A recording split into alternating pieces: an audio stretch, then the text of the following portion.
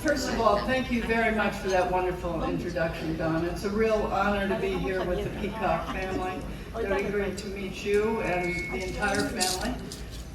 And I'd like to thank Arturo Wolf for his generous opportunity that he's given me here to be with you this evening. What an honor, what an honor. I have to tell you, I've been completely inspired by the spirit I feel in this room and the very obvious contribution all of you have made to keep the wonderful history of the Peacock Academy alive. And I am particularly moved by the idea that it's the Peacock Eisenhower reunion. Yes, please. I love that idea. I do indeed. So let me just say, offer a little extra storytelling here with respect to my grandparents' relationship to this part of the world. I don't know how many of you knew that the Dowd family lived at 750 Lafayette Street in Denver, Colorado. And just before the winter would start, my great-grandfather would get into a 1907 Packard or whatever and drive his 4 little girls, drive from Denver, Colorado to San Antonio, Texas, where they wintered. And somewhere along the way, Mamie Eisenhower and her family went over to Fort Sam Houston, and she was introduced to Dwight Eisenhower. Now Mamie, who I knew very, very well, I was almost 30 when she died, I wish all of you had known her. She was a piece of work. And she came from what she called a girl family. He was from what she called a boy family. He was one of 7 boys. She was one of 4 girls. You can just imagine what that was like. But anyway, she knew exactly how to capture Dwight Eisenhower. She told me that he had invited her to go for a walk around the fort. And she was wearing the latest in Paris fashions, a pair of high heels that caused her so much pain that by the end of the walk she was half limping. Now I don't know how sorry he felt for her, whether she was a great actress and never let on, but anyway, he decided that she was the kind of female he'd never seen before. His own parents were from a German Mennonite sect in Kansas. He, of course, was born in Texas, as you know. But he'd never seen a creature like this. And so he started visiting the house, but Mamie was never there. She was off going to parties. She was off on other dates, knowing exactly what she was doing because she thought it was love at first sight on her part. So she strung him out, and poor Ike had to sit on the porch over at McCullough Street here in San Antonio. I think that house has now been pulled down. But anyway, he'd sit on the porch waiting for Mamie to come home, and she'd sort of brush him off. And this went on, this little back and forth, really quite some time. And then she decided one day that she'd rather come clean about this because Ike gave her a sterling silver jewelry box as a sort of, well, here we are, and this is the way I feel, even though I don't even think they'd been out on a date. And John Dowd said, there's no way you're keeping this box. And she said, oh, yes, I will. And he said, oh, no, you won't. And then he said, listen, Ike's a military man. You know, he's a wonderful guy. We spent a lot of time with Ike on this porch while you've been out with other people. We really like him, but you have to accept the fact that being an Army guy probably means he's never going to do, you know, a big thing with his career. So you're going to be an Army wife, and that's going to be it, honey. Make up your mind, but you're not keeping the jewelry box anyway. Well, she said, I don't care what you say. I think he's special. I'm keeping the jewelry box, and that's the end of it. Okay, so guess who now owns the jewelry box?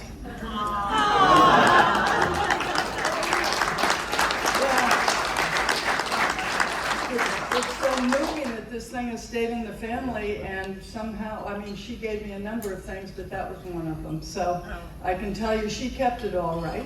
And she made the right decision. It was either going to be a guy like Ike Eisenhower, or it was going to be what she called one of those lounge lizards with patent leather hair.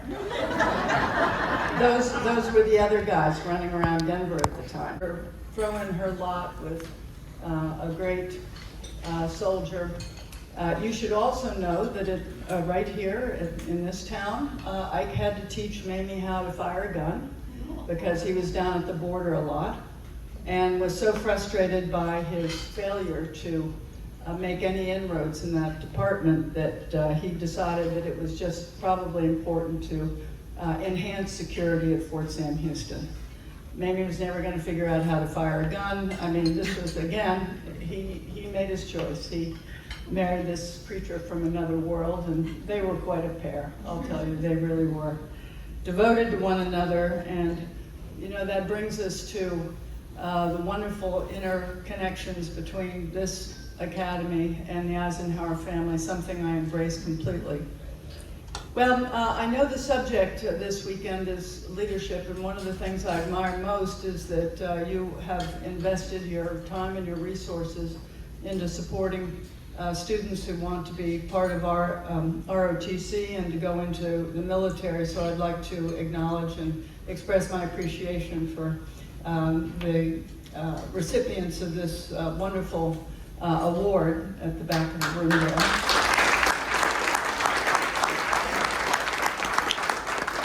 So if I may, I'd like to address our new awardees in talking about leadership a little bit. Now, many of you may not realize that only 3 years away from being here coaching football at Peacock Academy, Dwight Eisenhower ended up at Camp Colt. Now, the important thing about Camp Colt is that this was during World War I. The war starts very soon after Ike has left as coach, right? Actually, it's already just beginning. And he was then eventually sent to Camp Colt. He was one of the great proponents of tank warfare. And he got into a lot of trouble right out of West Point for suggesting that tanks are more than a mobile storage unit, that you could actually put guns on them and you could make them go fast, and they could actually play a major role as a critical piece of weaponry during the First War. And so, at the age of 27 years old, he was assigned to Camp Colt, which was the first tank corps established, by the way, as an independent unit of the military. At the age of 27, he starts out with about 500 people at Camp Colt, and by the end of 1918, just before they were sent overseas, he had 10,000 men under his command. Now, the interesting thing about Camp Colt, not only did they not have any tanks, they were located on the battlefield on Pickett's Charge, as a matter of fact, in Gettysburg, Pennsylvania. And so he decided that the only thing he could do would be to train these men how to fire from moving vehicles. So they were running trucks up and down Pickett's Charge. This was government territory, and they didn't, the government didn't own that much land, not like they do today. So there they were on this iconic battlefield trying to train these troops to go overseas. And finally, at the end, they got one tank, one real tank, before these guys shipped out. But in the meantime, in September of 1918, 2 officers come into the camp from New York City, and they had the Spanish flu. And in no time at all, the Spanish flu ripped through the camp. And again, Dwight Eisenhower, 27 years old, had to figure out what to do. The Army helped not much at all because they were still kind of in denial about the pandemic, and furthermore, they didn't want to frighten the troops who would be exposed to this, perhaps, but were on their way to the front. To make a long story short, it was Eisenhower who decided on the medical approach to take during that pandemic. It included everything from isolation to what to do with those who'd already died, because this was a pandemic that actually ripped through younger age groups. He had to go into town. He negotiated with all the townspeople. He got the churches to open up their basements so that people could be segregated. And it turns out about 157 people died in a 1-week period. But the rest, numbering almost 10,000 people, survived. This was regarded as he was actually identified as the person who developed best practices for pandemic response in 1918. And between that and his instructions to those tankers headed off to the front and his pandemic response, he won a Distinguished Service Medal at the age of 28. And so those who say that nobody knew that Dwight Eisenhower, was somebody to contend with in the Army, those who say he rose from out of nowhere, obviously don't know too much.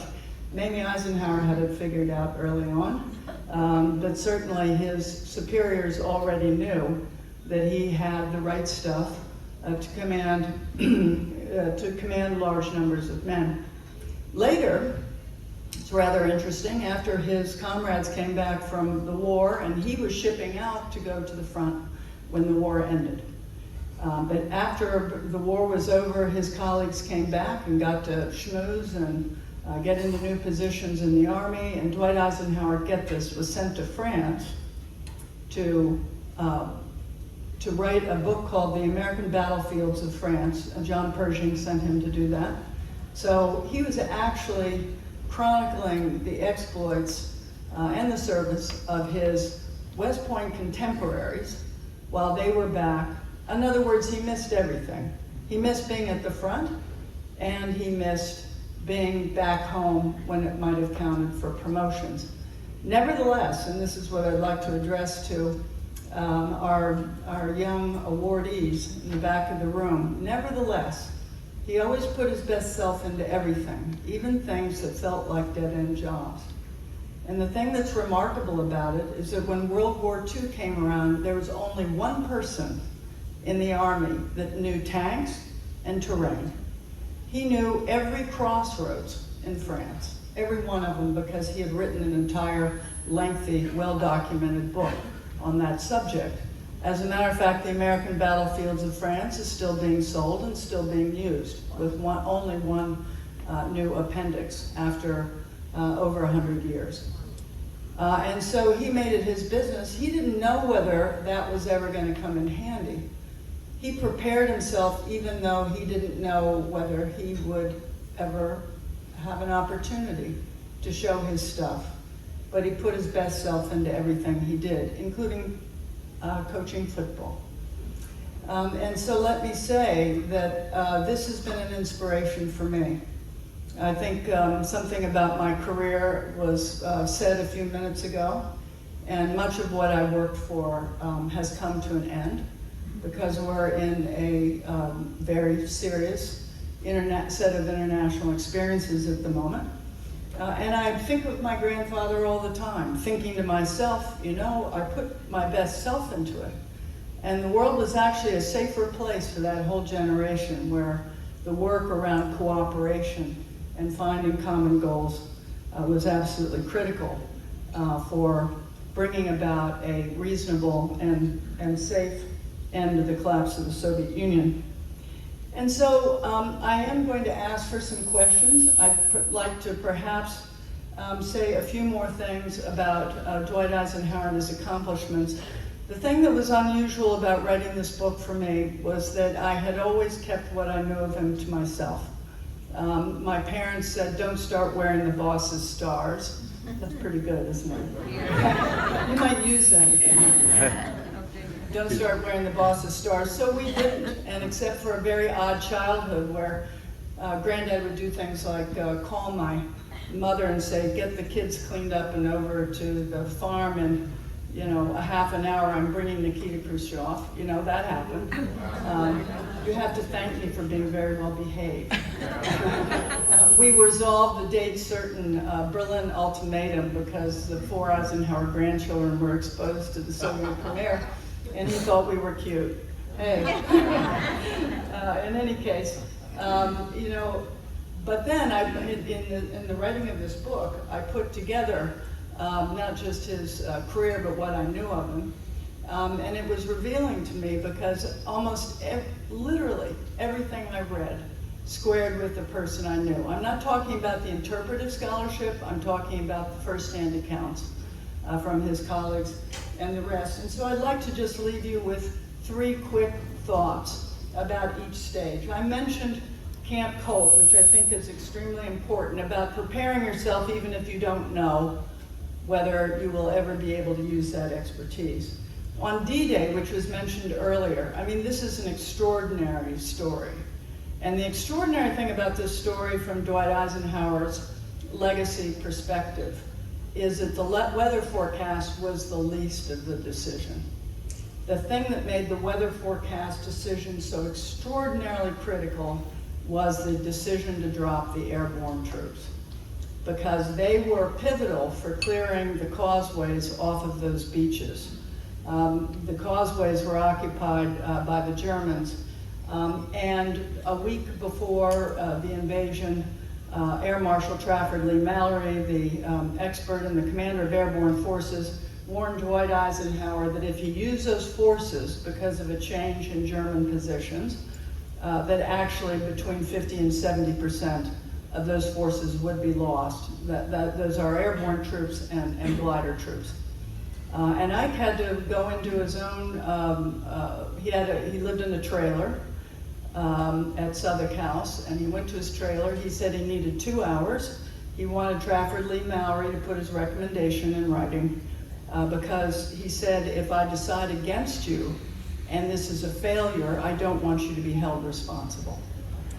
Okay, so he goes into his trailer and decides that those airborne troops have to be used, or if we don't have any potential to clear off the causeways off of Utah Beach, for instance, where most of them were, where they were dropping in that area around St. Mary Glees, et cetera, and to the closer end of Omaha Beach. If they didn't succeed at that, then people would be thrown back into the sea. It was just critical. So now you take that, you could lose between 50 and 70% against a weather forecast that even the weather forecast team did not agree on. This is an amazing moment when he says, we'll go. And what does he do that evening in comparison and in contrast to the way things work today? He wrote a note that evening to himself that said, in case this invasion fails, the blame is mine and mine alone. He goes into some detail about how well trained they were and the troops' devotion to duty, but he accepted responsibility not just for the D-Day plan, not just for the D-Day training, not just for the risk he took with the airborne troops, but even the weather forecast. And then what did he do? He went out that evening to the runways where the 101st Airborne Division and the 82nd Airborne Division were heading for their undetermined fate in France, and he looked every one of those boys in the eyes. And if you think I'm kidding, I can't tell you how many airborne troops I've met in my career, and I should say in my life, and they all say they met General Eisenhower. Because he went from unit to unit. He maybe didn't shake everybody's hand because there was a limited amount of time, but everybody saw him. And 2 or 3 of them told me that they watched him stand down on that tarmac until their planes had headed off. And what did he say? So here's the wonderful story. What did he say to them?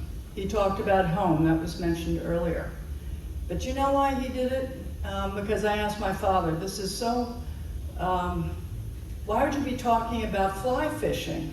That famous picture of Dwight Eisenhower, number 23, from the 101st Airborne Division, they're talking about fly fishing. Not go beat Hitler, they're talking about fly fishing. And my father said they were talking about fly fishing because these boys were terrified. And the last thing they needed to hear was one more recitation about how potentially dangerous it was going to be. That he wanted to put them at ease and give them a sense of optimism. Okay, so being prepared is one point I wanted to make. Optimism is the other. If you don't have optimism, you can't get people to go into combat. If you don't have optimism, you can't lead a great country like this one. And so there's a third point I want to make about his White House years. And that is, let's just look at the headliners here. He balanced the budget 3 times in 8 years, came close on another 2, and left his successor with a budget surplus and actually managed to pay down some of the federal debt.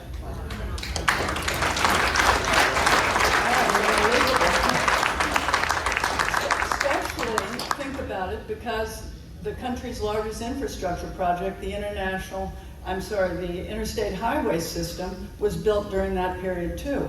So he balanced the budget and built the interstate highway system and the St. Lawrence Seaway and many other institutions, which that's not what you're here to hear about tonight, but let me just say that on top of balancing the budget, 80% of his legislative agenda was passed by a Congress held by the other party. 80%, which is also amazing.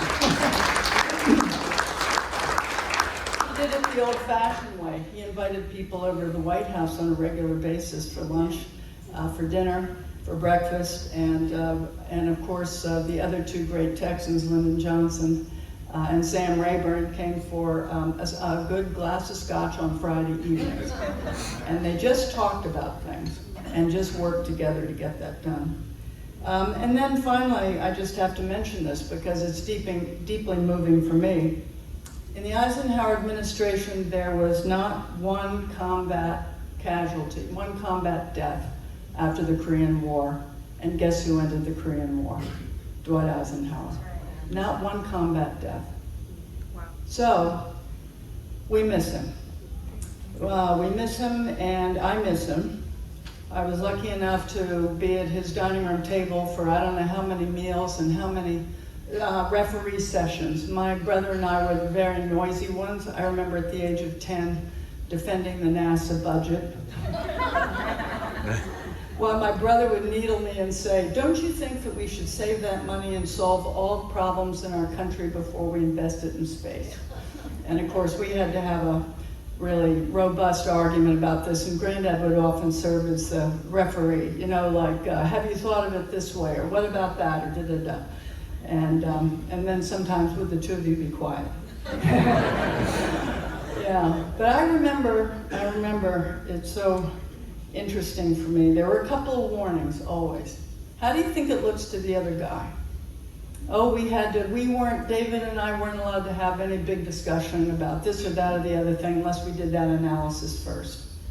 And I have to tell you, I think that is what, if I was ever identified as a pretty good analyst, for instance, of US-Soviet things, it's because after you started traveling there, it wasn't hard to see how their culture makes them think of certain things in a certain way.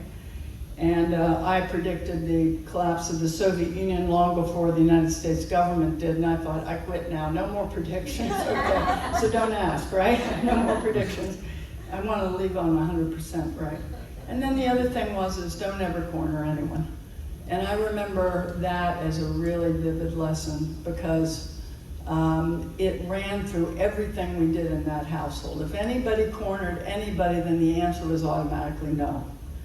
And you know, Granddad would say, you don't have prospects for solving problems. If you insult people personally and publicly, and if you corner them in a way that there's absolutely no room to maneuver. Now, this is the man who accepted the unconditional surrender of Nazi Germany.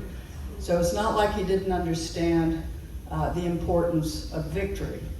It's just that he, as a post-war general, and he was a general even when he was in the White House, not with a commission, but he thought strategically the way the military thinks. That, you know, you would have to be fighting for peace. What other obligations do we have as human beings but to resolve our problems? He was the most constructive, the most unbitter, the most optimistic, as I said, and for all I knew about him, I never saw any hardness. I never heard a cynical comment come out of his mouth. And every time we'd try and rewind a few tapes, he'd say, you know, we'd have a conversation about that, but he was always interested in the future. So let me close by saying I had the military around me my whole childhood and I didn't even know it. I mean, my father graduated from West Point on D-Day, and he was a military officer. He liberated Buchenwald, and my grandfather, as you know, liberated Ohrdruf. His prescient view that 50 years from now nobody will believe these atrocities, we have him to thank for the fact that the chronicling of the Holocaust occurred because Dwight Eisenhower ordered it to be done on the first site of what his own ethnic group had actually done to these people and to this world.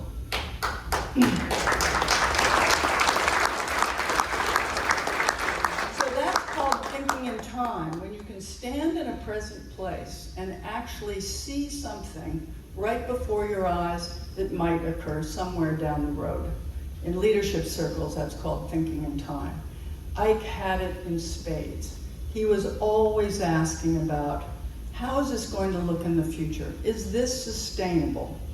What human elements will be drawn into this? So much so that he once wrote his mother-in-law a letter, and in answer to an anguished question from her, she said, he wrote to her, Dwight Eisenhower wrote to his mother-in-law and said, human beings are more emotional and sentimental than they are logical or intellectual.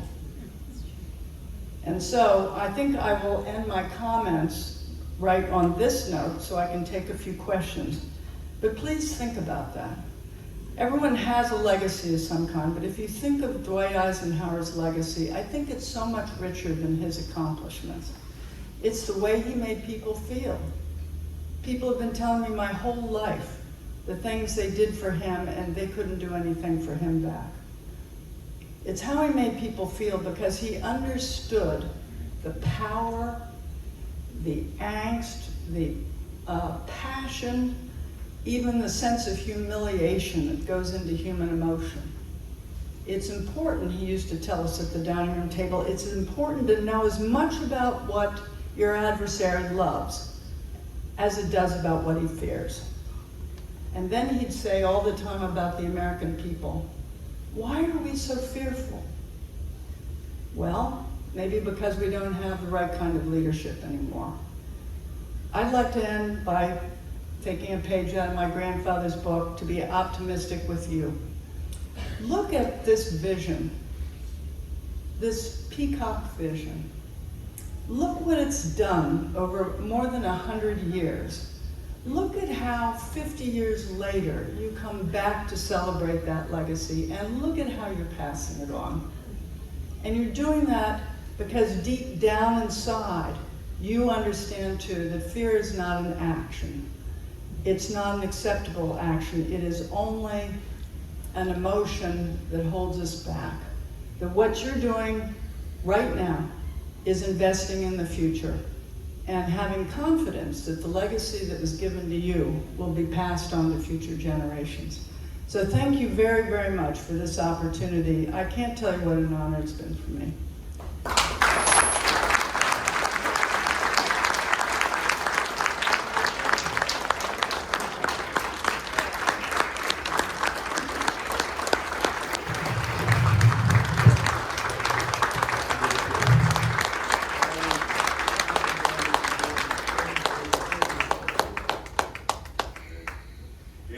Have any questions? We're going to have a quick Q&A, and please stand up.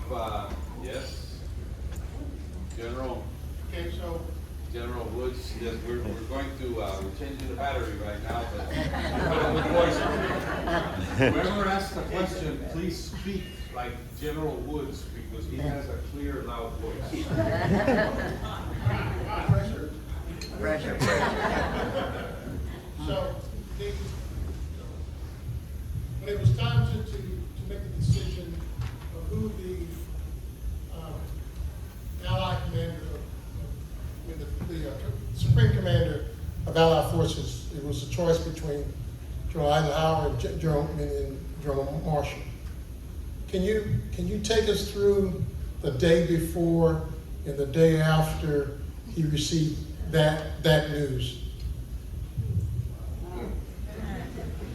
We only have one microphone. Did you all hear the question?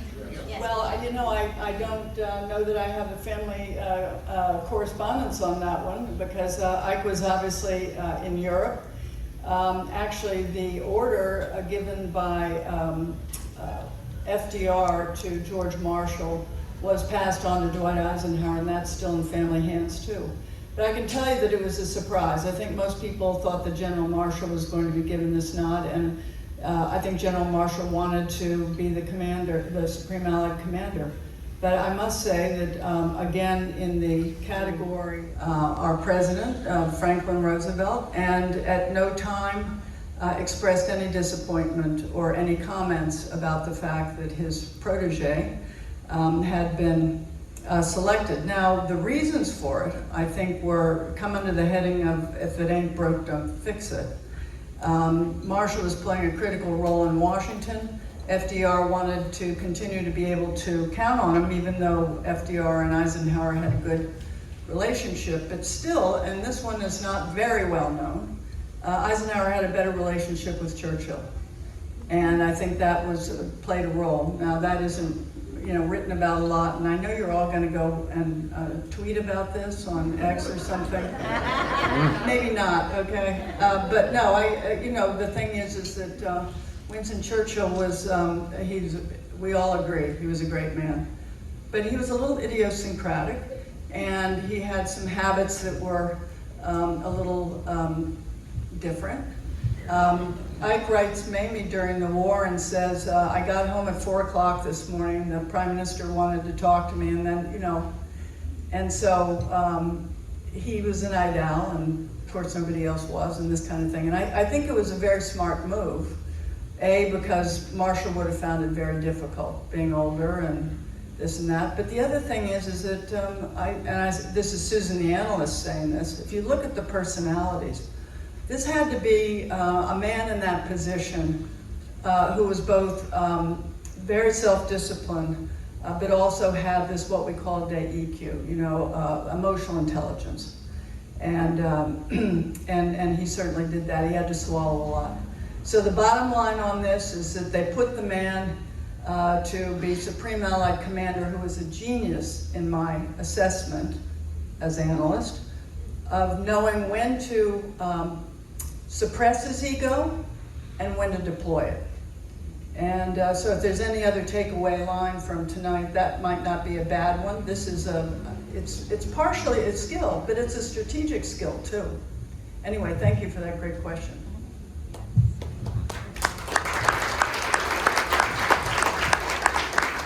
Anybody has a question? Jim Zachary, you have a question? Small question. What was the Eisenhower connection to Denison, Texas? Well, the question is, what was the Eisenhower connection to Denison, Texas? Well, the Eisenhower connection to Denison, Texas is a rather interesting and, rather sad one. The Eisenhowers came to America in 1740. And Ida Eisenhower's family came in 1700. So they'd been in the country a long time. They had been Pennsylvania farmers and actually amassed a very tidy little sum. And when the railroad started selling off land in Kansas, their entire community moved out there and took advantage of this opportunity to expand their farmlands. And David Eisenhower, my great-grandfather, didn't want to be a farmer. And by the way, didn't want to speak German. So actually, if you think about it, the Supreme Commander of Allied Forces had grandparents who spoke German at home. Isn't that interesting? Wow, I mean, it makes my hair kind of stand on end. But what happened is that David Eisenhower took the money that he got from selling his portion of the land and set up a farm store, hardware store type thing, and then found himself in the middle of the Great Farming Depression. and people couldn't pay their bills, and he ended up having to close the business. And so he didn't have any land left, he didn't have a business left, and he went to work on the railroad in Denison, Texas, and that's where Dwight was born. So Ike was number 3 out of 7 boys, the quintessential middle child, the one who had frequent meltdowns and had to be given endless lectures and timeouts and disciplinary remediation, I don't know what, but, and his mother said that of all of her boys, he had the most to learn. But it was her careful tutoring that helped him gain control of his inner space. So being a kind of an itinerant in Denison, Texas, you know, was always seen as a matter of pride. That, you know, that Ike's father had continued to work and then went to work for the Abilene Creamery when he returned home. Maybe a lot less successful than he'd hoped he'd been. So this level of humility runs throughout the Eisenhower household. I think you will understand, Susan, that here we're so proud about Ike that we like to claim that he was from Texas. He used to say that the 3 Texans were having a drink on Friday evening at the White House. So. Okay.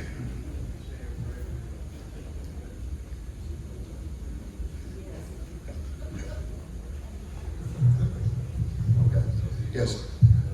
Can you expand on Ike's economic policies and the manner in which he actually balanced budgets? That seems to be sort of a unicorn at this time. But we really need to know. The answer is coming.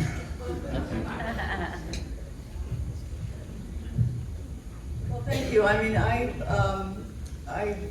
there's a certain part of this I know more than the rest of it. I'm not an economist, but I can say that first of all, the Republican Party, as you know, had been out of power for 20 years at the presidential level. They were blamed for the Great Depression. There have been many attempts to stand up a great candidate, and that was difficult. So he goes in there with still a very deeply divided Republican Party. And there were many Republicans who were very angry with Eisenhower for not slashing everything. Now remember, this would be getting us off of war footing. That couldn't happen until after the Korean War. And also for cutting the social safety net and you know, all the things that were left from the New Deal. So I should tell you that Ike himself called his 2-term presidency the middle way, which is interesting. The idea of the middle way, the extremes are on the left and the right, but the middle way is the place where compromise, conciliation, and progress can be made. And this is why he spent so much time with the Democrats, by the way, you know, to assure that the country would continue to move forward. And some of this was in the budget area. He actually declined to try and balance the budget for 2 years because he thought that this was overly ambitious, but they were cutting a lot of things. Now this is where he had a talent that nobody else could bring to the table. He knew the defense budget backwards and forwards. And his associates used to tell me all the time he couldn't wait until they submitted the military budget, because at that time it was the biggest part of our budget back in the 1950s. Red pen through this line, oh, that's another pork barrel thing, we don't want that. I mean, what he basically did in his White House years were take on his old colleagues.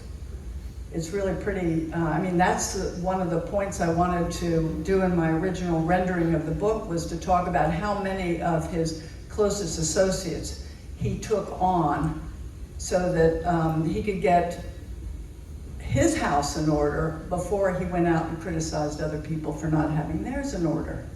That was another thing I liked about him. So he, you know, the thing is that he never made the country weaker. He just knew what wasn't necessary. and what were pork barrel things. And we don't have that now. You know, in other words, we don't even have many veterans. We don't have any veterans of a certain age, and the veterans who are in Congress and in the executive branch, you know, are more recent veterans. So that was a big piece of it. The other thing is, by 1954, he does balance his budget and then has the largest tax cut in history up till that time. So a lot of it was saying no, and they were really working on it. The Secretary of Treasury was told to go through this with a fine-tooth comb. Eventually, they were able to, in his first term, even expand disability payments under the Social Security system for people who were unable to work.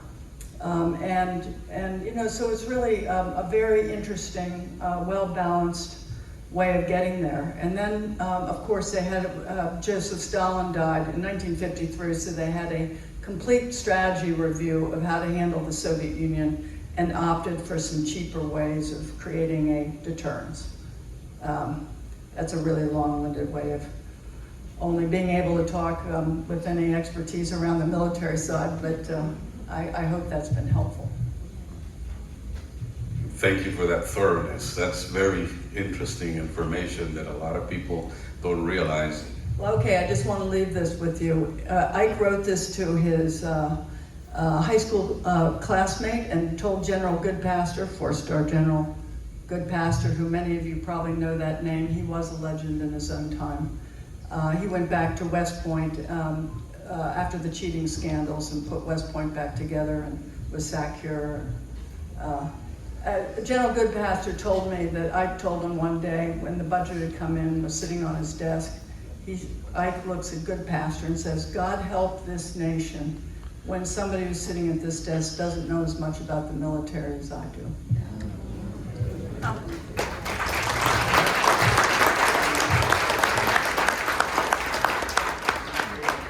So young man back there, preparedness, optimism, analysis, strategy, sustainability of the decisions that you're going to make, and suppress your ego when it's not needed and deploy it when it's needed. I like that. I like the way you end your book too, because there was something that you said about him. Always leave a place better than when you got it, when you found it. Okay. Well, I just want to end here by saying that the other thing I got all the time as a kid was he used to, hear my brother and me, I don't know, yakking on about something. Usually, and you hear all this criticism all the time. He says, "I want you to be for something. Be for something. You've got to be for something." So let's all be for something. Let's be for this wonderful legacy that can be passed on for generations long after you're not able to have reunions of the original people. And let's be for, bringing our country back together. Because as Dwight Eisenhower said, a country like ours with these deep divisions, and they definitely existed in the 1950s, he said that a country with deep divisions is a welcome sight for an alert enemy. Let's be for something and get this country back. Thank you very much.